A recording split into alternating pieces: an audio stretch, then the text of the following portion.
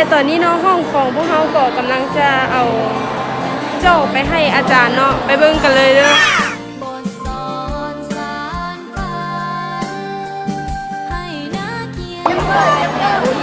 พี่สาวมันพูดเด้อจ้า โอ้ยใจ อันนี้ก็ห้องสาม ใจเด้อ ไอ้พวก